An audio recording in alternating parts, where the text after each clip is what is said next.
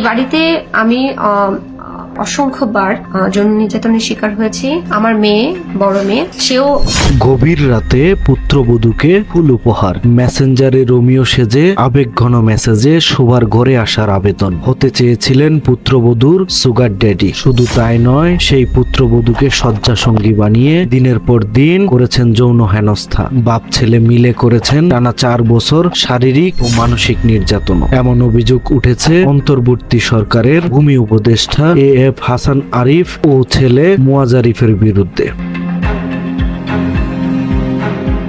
এসব ন্যাক্কারজনক কর্মকাণ্ডের অভিযোগ তুলে ফেসবুক লাইভে এসে লোমহর্ষক বর্ণনা দিয়েছেন এবং স্ক্রিনশট শেয়ার করেছেন মাধবী আক্তার নীলা ওরফে নীলা ইসরাফিল নামের এক নারী। এসব ছবি এখন সামাজিক যোগাযোগ মাধ্যমে রীতিমতো ভাইরাল। তবে এই ঘটনায় উপদেষ্টা হাসান আরিফের বিরুদ্ধে কোনো মামলা না হলেও জন্ম হয়েছে নানা নাটকীয়তার। ভুক্তভোগী ওই নারী রাজধানীর রমনা থানায় মামলা করতে গেলে সন্ধ্যা থেকে ভোর অবধি দাঁড়িয়ে থেকেও দেখা পায় না থানার কর্মকর্তার।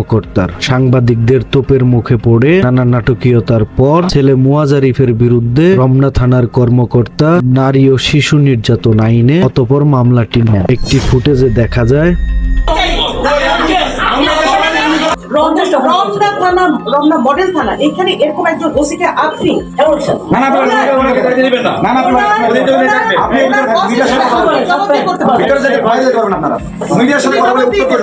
প্রত্যেকটা প্রশ্নের উত্তর দিবেন।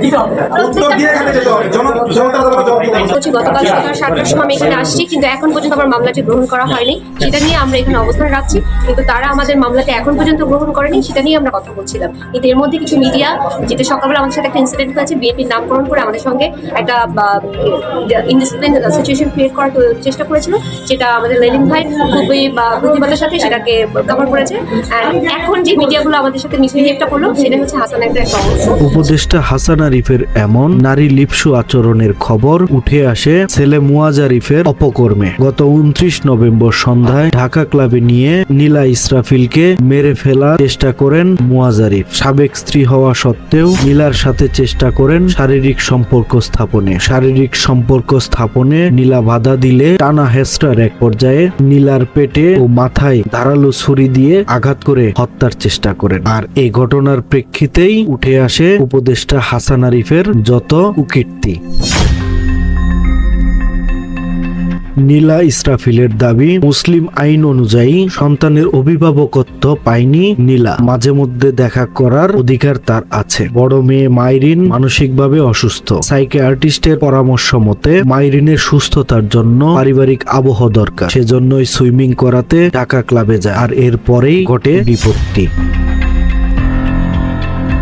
অন্তর্বর্তীকালীন সরকারের গুরুত্বপূর্ণ পদমর্যাদার উপদেষ্টার বিরুদ্ধে এমন ন্যাক্কারজনক অভিযোগের পেছনে কোনো কারণ আছে কিনা, কোনো অপশক্তি কাজ করছে কিনা, এ ব্যাপারে নিশ্চিত করতে ফেসবুক লাইভে এসে ভিডিও বার্তা দিয়ে নীলা ইসরাফিল জানান, আমি বোধহয় আমার যে ব্যক্তিগত সমস্যা, সেটার জন্য আপনাদের সাহায্য কামনা করব বা আপনাদের কথায় প্রভোগ হব। আপনারা আমাকে প্রভাবিত করতে পারবেন। কখনোই সেটা সম্ভব না। আমি যদি মরেও যাই খুনি হাসিনার পক্ষ থেকে, আর আমি যে উপদেষ্টাকে নিয়ে কথা বলছি, তার ব্যক্তিগত চরিত্র এবং তার যে নিষ্ঠুরতা। 2018 সালে পারিবারিকভাবে বিয়ে হয় মুয়াজ আরিফ ও নীলা ইসরাফিলের, কিন্তু দুর্ভাগ্যক্রমে 2024 সালের 29 এপ্রিল নীলার অমতে ডিভোর্স দেন মুয়াজ আরিফ।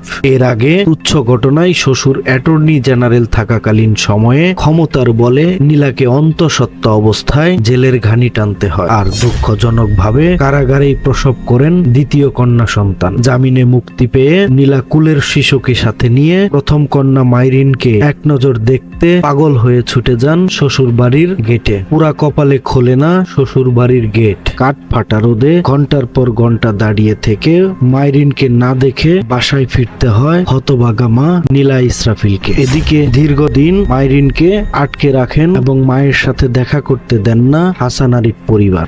এক অনবরত যুদ্ধে এক সময় ফিরে পান মাইরিনকে নীলা ইসরাফিল। বর্তমানে মাইরিন হাসান আরিফ পরিবারে থাকলে যে কোনো সময় যৌন হেনস্থার শিকার হতে পারেন, এমন শঙ্কায় মেয়েকে নিয়ে পালিয়ে বাঁচার জীবন পার করছেন নীলা ইসরাফিল।